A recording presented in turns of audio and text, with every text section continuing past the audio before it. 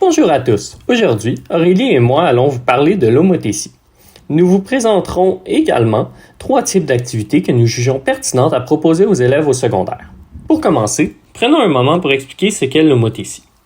L'homothétie est une transformation géométrique qui permet d'agrandir ou de réduire une figure tout en conservant sa forme.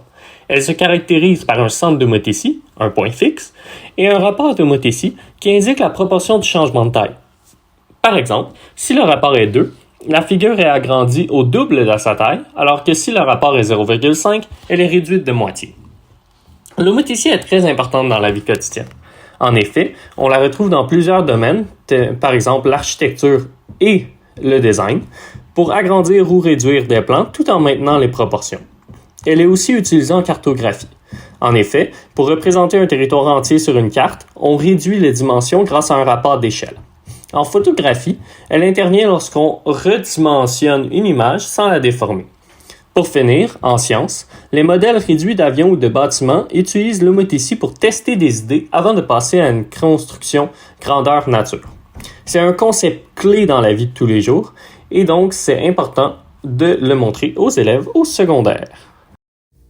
Pour s'inspirer afin de créer nos activités afin qu'elles soient pertinentes pour les élèves, nous avons choisi d'utiliser le chapitre sur l'homothétie dans Panoramat, car il me semble plus pertinent et adapté que celui de perspective mathématique ou autre manuel pour plusieurs raisons.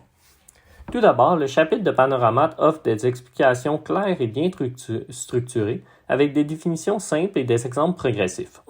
Les concepts sont introduits de manière intuitive, ce qui facilite la compréhension des élèves, surtout pour une notion aussi abstraite que l'homothétie.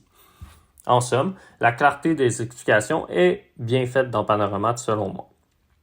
De plus, il y a une variété de représentations. En effet, Panoramat propose une large gamme de représentations comme des schémas, des graphiques et des illustrations dynamiques qui aident les élèves à visualiser les transformations. De plus, il y a plusieurs activités adaptées et progressives dans Panoramat. Les exercices dans Panoramat sont variés et bien gradués en termes de difficulté. Ils commencent par des activités simples, comme identifier le centre d'homothétie ou calculer un rapport, avant de passer à des problèmes plus complexes et des applications concrètes. Aurélie et moi avons choisi d'adopter ce même type d'approche pour concevoir nos 3 activités.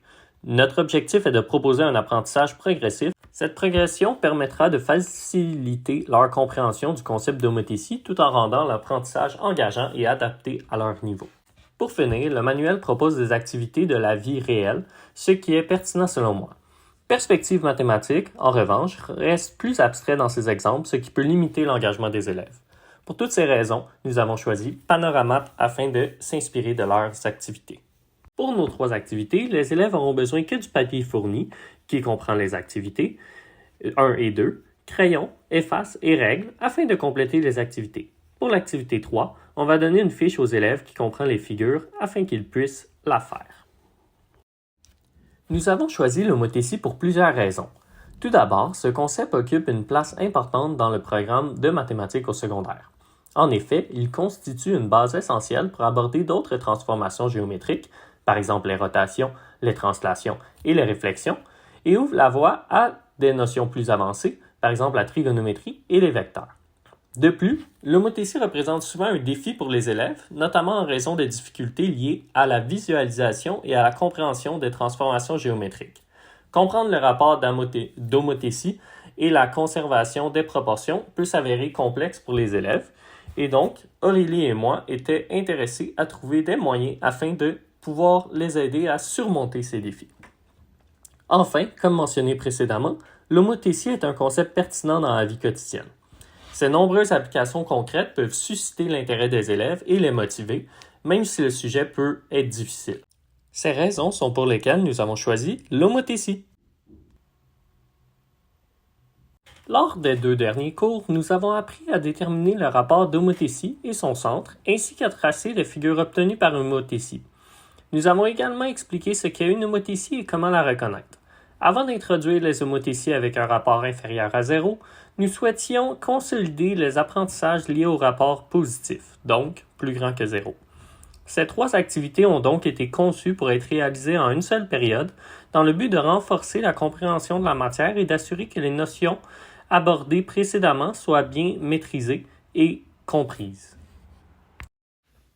Avant de commencer notre première activité, regardons un exemple interactif. Nous avons ici un triangle ABC tracé dans un repère cartésien avec un centre d'homothétie placé à l'origine 0, 0. Pour agrandir ce triangle, nous allons tracer des lignes directrices reliant chaque sommet A, B et C au centre d'homothétie. Ensuite, nous mesurons la distance entre le centre et chaque sommet. Ces distances seront multipliées par notre rapport k égale 2. Cela signifie que chaque distance sera doublée et les nouveaux sommets A', B' et C' seront positionnés en conséquence. Regardez maintenant le triangle A', B', C' apparaître. Il est 2 fois plus grand que le triangle original, mais reste proportionnel et conserve la même orientation. C'est ça l'effet d'une homothétie avec un rapport k plus grand que 1. Cet exemple va nous aider à comprendre le processus dans notre première activité. Maintenant, nous pouvons commencer avec la première activité. L'agrandissement du triangle ABC. Nous avons le triangle ABC dans un repère cartésien qui est défini par les points 1, 1, 2, 1 et 2, 5. On souhaite l'agrandir par une homothétie de centre 0, 0 et de rapport k égale 2. Suis les étapes suivantes pour répondre à la question. Première étape, il faut tracer le triangle ABC, donc dessiner les points ou placer les points A, B et C sur votre repère cartésien et ensuite les relier pour former le triangle ABC. Deuxième étape, mesurer les distances. À l'aide d'une règle, mesurez les distances de chaque sommet au centre de l'homothétie 0, 0. Ensuite, l'étape 3, multiplier des distances. Multipliez chaque distance par 2. Par exemple, si la distance entre l'origine et A est de 1, le point A' sera à une distance de 2. Et puis finalement, l'étape 4, tracer le nouveau triangle. Ensuite, après cette première activité, pour approfondir la compréhension des élèves, on poserait la question de quel effet aurait eu un rapport K égale 0,5 sur le triangle ABC, pour qu'ils puissent comprendre l'effet d'un rapport K plus petit que 1 et l'effet d'un rapport K plus grand que 1. Cette première activité pourrait avoir certaines difficultés possibles pour certains élèves. La compréhension de la multiplication des distances par un facteur K pourrait être une difficulté. Et aussi, certains élèves pourraient confondre l'agrandissement avec un simple déplacement. D'autres difficultés pourraient être de tracer les points et relier correctement les sommets. Aussi, les élèves peuvent ne pas saisir l'importance du centre dans la transformation. Des remèdes possibles seraient de revoir les bases de l'homothétie. Donc, avant de commencer l'exercice, réexpliquer que l'homothétie consiste à multiplier les coordonnées par un facteur k. On peut aussi introduire des outils comme GeoGebra pour montrer visuellement comment les points et les figures changent lors d'une homothétie. On peut aussi utiliser une grille bien visible et une échelle adaptée pour éviter les erreurs de placement. Avant de commencer l'activité 2, voici un exemple. Ici, on nous donne les coordonnées de 2 triangles qu'on doit placer nous-mêmes dans un plan cartésien. On place chaque point pour former nos 2 triangles.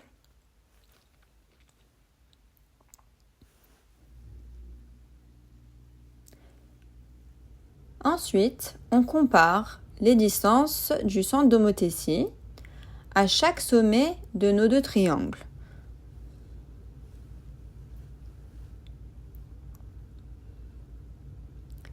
Premier rapport va être la mesure du centre d'homothétie AA' sur la mesure du centre d'homothétie AA Et ainsi de suite, on trouve les autres rapports. Donc le premier égale 2 quarts, donc 1 demi. Le deuxième rapport aussi est égal à 2 quarts, donc 1 demi. Et ensuite, la même chose pour le troisième rapport est égal à 1 demi. Les trois rapports sont égaux. On peut donc conclure que le rapport d'homothétie est égal à 1 demi. Pour l'activité 2, on considère deux triangles ABC et A'B'C' dans un plan cartésien. On donne les coordonnées des sommets des deux triangles aux élèves. Donc la première étape sera de tracer les deux triangles dans un plan cartésien pour ensuite calculer les rapports des distances, qui est le rapport de la distance entre le centre d'homothétie et un sommet image sur la distance entre le centre d'homothétie et le sommet initial.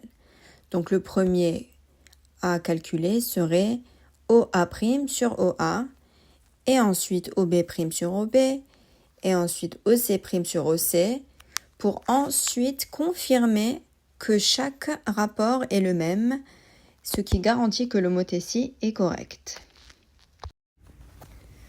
Certaines difficultés pourraient être que les élèves pourraient oublier tout simplement que pour prouver que les triangles sont en homothétie, il faut montrer que le rapport des distances est le même pour tous les sommets. Une autre possibilité serait une confusion entre rapport et coordonnées. Donc certains élèves pourraient essayer de comparer directement les coordonnées des sommets au lieu de se concentrer sur les distances. Des remèdes possibles seraient d'utiliser un logiciel de géométrie dynamique comme GeoGebra pour montrer comment les triangles se superposent après homothétie. Cela aide à comprendre la proportionnalité des longueurs. Aussi, montrer pourquoi il est important de vérifier que le rapport K est constant pour tous les sommets. Une approche systématique, comme un tableau comparant les distances et les rapports, peut clarifier les choses. Une autre possibilité de remède serait qu'une fois les calculs terminés, on peut demander aux élèves de vérifier en multipliant les coordonnées du triangle initial par K pour s'assurer qu'ils obtiennent les coordonnées du triangle image. Ces deux premières activités ont été choisies pour aider les élèves à visualiser et comprendre l'effet d'une homothétie dans le plan cartésien. Elles favorisent la manipulation pratique et l'application des concepts de proportionnalité. La troisième et dernière activité serait plus proche de la vie réelle. En effet, le professeur distribuerait des fiches aux élèves et leur demanderait, parmi les figures, lesquelles semblent être des versions agrandies ou réduites d'une autre figure. Ils devraient justifier leur choix. Ensuite, pour chaque figure identifiée comme étant le résultat d'une homothétie, les élèves devront déterminer le rapport d'homothétie K. Cette activité permettrait de vérifier si les élèves ont réellement compris le concept en distinguant ceux qui ont assimilé la notion de ceux qui se contentent d'appliquer les formules. De plus, afin de rendre l'activité plus engageante, nous pourrions la comparer à une scène de crime où l'objectif serait d'identifier toutes les figures obtenues par homothétie afin de résoudre le mystère. Après avoir terminé ces trois activités, nous ferions une récapitulation des étapes pour identifier une homothétie afin de conclure le sujet. Avant de parler des difficultés possibles, je vais d'abord commencer par clarifier ce qu'est la fiche. Celle-ci s'inspirerait de l'exemple numéro 5 du panoramate, mais les figures comporteraient des valeurs inscrites sur leur côté pour aider les élèves à identifier le rapport. De plus, les figures seraient conçues pour se rapprocher autant que possible de formes issues de la vie réelle afin de stimuler l'intérêt des élèves et de les motiver à s'engager activement dans l'activité donnée en classe. Plusieurs difficultés pourraient survenir lors de cette activité. En effet, certains élèves pourraient avoir du mal à identifier les figures obtenues par homothétie. Pour les aider, le professeur pourrait insister sur les notions de proportion et rappeler que les figures liées par homothétie conservent la même forme quelle que soit leur taille. De plus, une confusion entre homothétie et d'autres transformations géométriques pourrait avoir lieu. Par exemple, une confusion avec la translation, la rotation ou la symétrie. La solution serait d'expliquer clairement les différences entre ces transformations et de faire des rappels réguliers sur les caractéristiques spécifiques de l'homothétie, comme le fait que seule la taille change sans modifier la forme. En conclusion, ces activités ont été conçues pour aider les élèves à comprendre les transformations géométriques en mettant l'accent sur les notions clés de proportion, de conservation de la forme et de rapport d'homothétie.